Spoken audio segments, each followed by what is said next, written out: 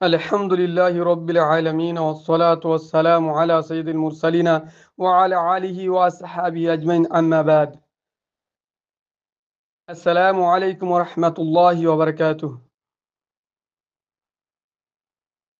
আমি আপনাদের সম্মুখে একটি গুরুত্বপূর্ণ বিষয় উপস্থাপন করার প্রয়াস পাবো আমা তৌফিক ইল্লা বিল্লাহ।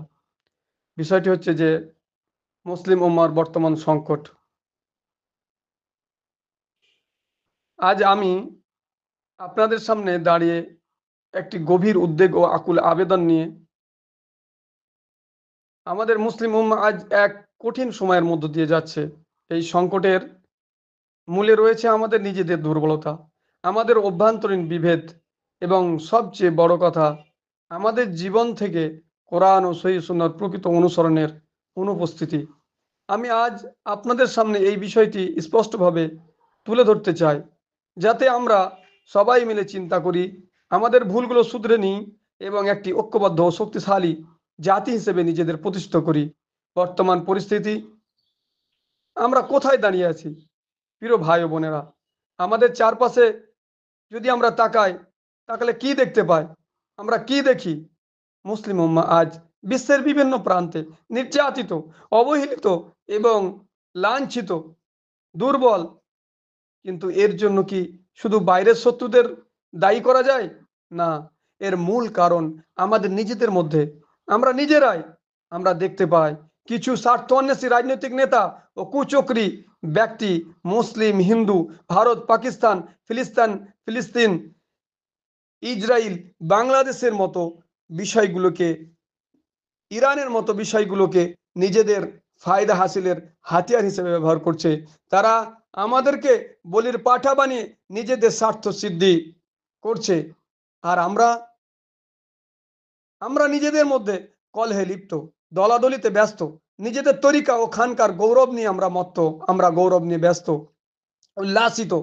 কোরআন ও সুন্নাহর সঠিক পথ থেকে আমরা অনেক দূরে সরে গেছি।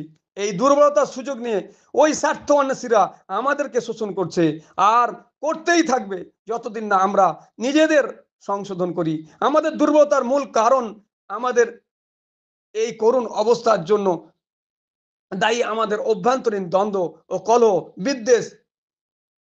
আমরা ইসলামের মৌলিক বিষয়গুলো যেমন ঐক্য, ভ্রাতৃত্ব, সততা ও আল্লাহর প্রতি পূর্ণ আনুগত্য ভুলে গিয়ে নিজেদের মধ্যে বিভক্ত হয়ে পড়েছি। আমরা কোরআনের আলোকে জীবন গড়ার কোরআন এবং সহিহ সুন্নাহর আলোকে জীবন গড়ার পরিবর্তে নিজেদের সংকীর্ণ চিন্তা ও আদর্শের পিছনে ছুটছি। ফলে আমরা দুর্বল হয়ে পড়েছি এবং এই দুর্বলতার কারণেই আজ আমরা পৃথিবীর বিভিন্ন প্রান্তে নির্যাতনের শিকার হচ্ছি। আমাদের কি করা উচিত? হে প্রিয় জাতি, হে প্রিয় ভাই এবং বোনেরা, এই অবস্থা থেকে উত্তরণের একটি পথ, আমাদের নিজেদের সংশোধন। আমাদের প্রথমে ইসলামের মৌলিক শিক্ষাগুলো গভীরভাবে জানতে হবে এবং সেগুলো আমাদের জীবনে বাস্তবায়ন করতে হবে। আমাদের অভ্যন্তরীণ দ্বন্দ্ব মিটিয়ে একটি ঐক্যবদ্ধ প্ল্যাটফর্মে দাঁড়াতে হবে। আমাদের প্রতিবাদ করতে হবে, কিন্তু এই প্রতিবাদ হতে হবে সুসংহত, সংঘবদ্ধ এবং সুশৃঙ্খল এবং আল্লাহর সন্তুষ্টির উদ্দেশ্যে। যতদিন না আমরা এই কাজগুলো করছি, ততদিন আমাদের এই দুর্দশা থেকে মুক্তি মিলবে না। মুক্তি পাবার কোনোই সম্ভাবনা নেই। আজকে আমাদের কাদের প্রয়োজন? আমাদের মাঝে কাদের দরকার?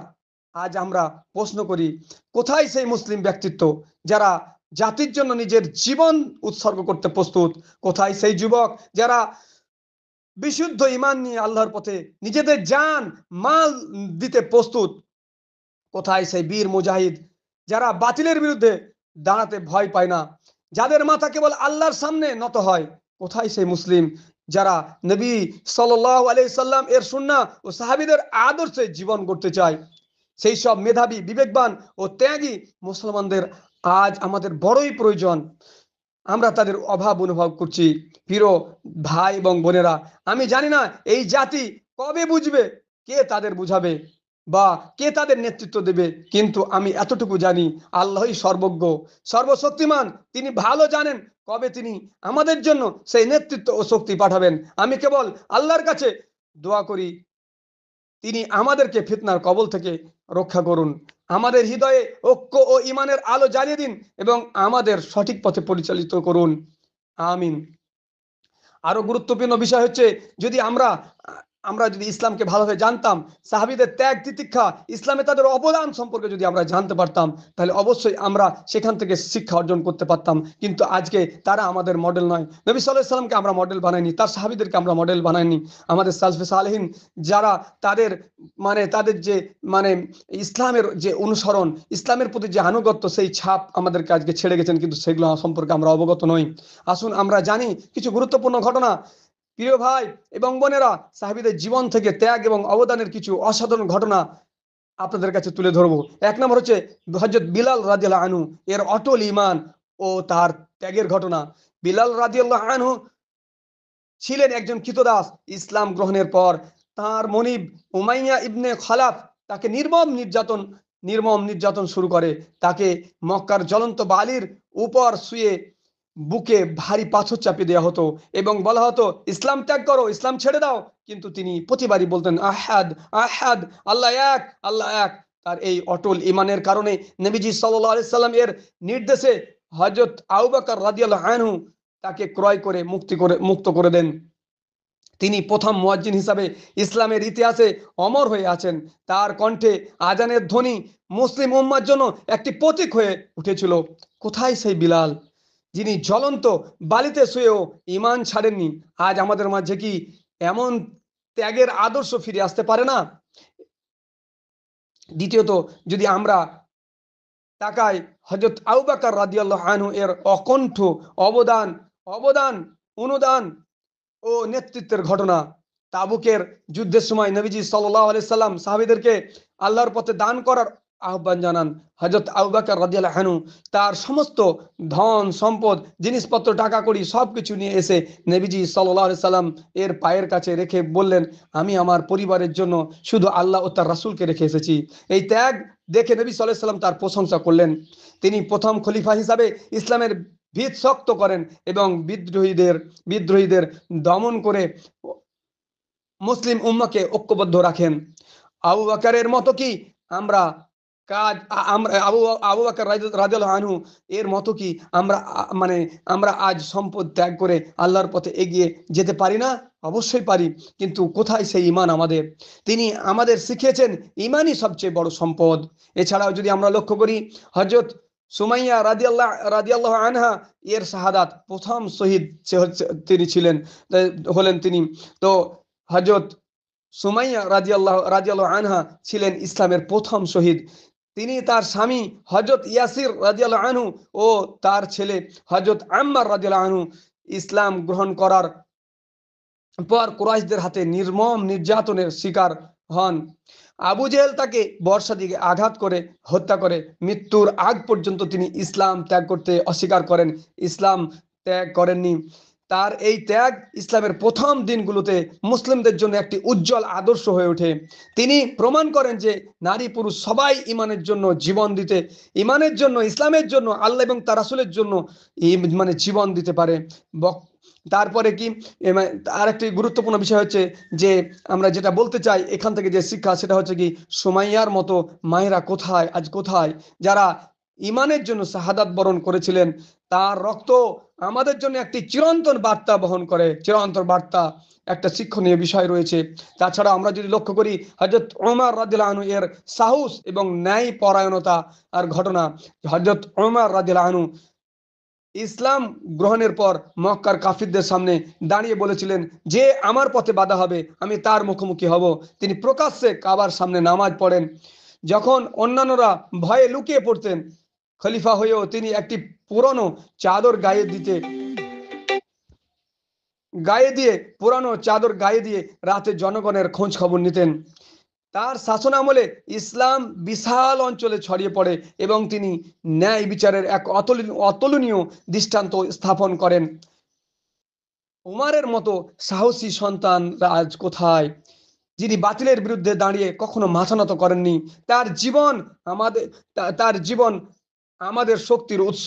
তার এই যে ত্যাগ তিতিক্ষা আমাদের জীবনের একটি শক্তির উৎস। আমরা সেখান থেকে শিক্ষা গ্রহণ করে আমাদের মানে ইমানের শক্তিকে বৃদ্ধি করতে পারি। এছাড়াও যদি আমরা বিখ্যাত সাহাবী হযরত খালিদ বিন ওয়ালিদের বীরত্ব এবং আল্লাহর পথে উৎসর্গের ঘটনা যদি আমরা জানতে পারতাম, আমরা যদি পড়তাম, সেখান থেকে শিক্ষা গ্রহণ করতে পারতাম। কিন্তু তারা তো আমাদের আজকে মডেল নয়। আমাদের মডেল হচ্ছে সিনেমার হিরোরা, খেলোয়াড়রা এবং অন্যান্য রাজনীতিবিদরা আমাদের মডেল। অথচ আমরা ইসলামের ইতিহাস থেকে মুখ ফিরিয়ে নিয়েছি, ভুলে গেছি। আমাদের এই দুর্দশা কেন হবে না? তো আসুন, তো হযরত খালিদ রাদিয়াল্লাহু আনহু, যিনি আল্লাহ তরবারি নামে পরিচিত, যুদ্ধক্ষেত্রে অতুলনীয় বীরত্ব দেখিয়েছিলেন তিনি মুতার যুদ্ধে তিনি 9টি তরবারি 9টি তলোয়ার ভেঙে দিয়েছিলেন। কিন্তু পিছু হটেননি। ইসলাম গ্রহণের পর তিনি তার সমস্ত যুদ্ধ দক্ষতা আল্লাহর পথে উৎসর্গ করেন। তার নেতৃত্বে মুসলিমরা রোমান ও পারস্য সাম্রাজ্যের বিরুদ্ধে বিজয় অর্জন করে, যা ইসলামের প্রসারে গুরুত্বপূর্ণ ভূমিকা রাখে। খালিদের মতো যুবক কোথায়, যারা তরবারি ভাঙলেও ঈমান ভাঙেনি? তার বীরত্ব আমাদের জন্য চিরন্তন প্রেরণা। অবশেষে আমরা বলতে চাই যে আমাদের মাঝে কাদের প্রয়োজন? কোথায় সেই বিলাল, যিনি নির্যাতনের মুখেও আহাদ আহাদ বলে ডেকেছিলেন? কোথায় সেই সুমাইয়া রাদিয়াল্লাহু আনহা, যিনি শাহাদাতের মাধ্যমে ইমানের শক্তি দেখিয়েছিলেন? কোথায় সেই উমার, যিনি বাতিলের সামনে মাথা নত করেননি? আজকে বড়ই তাদের অভাব।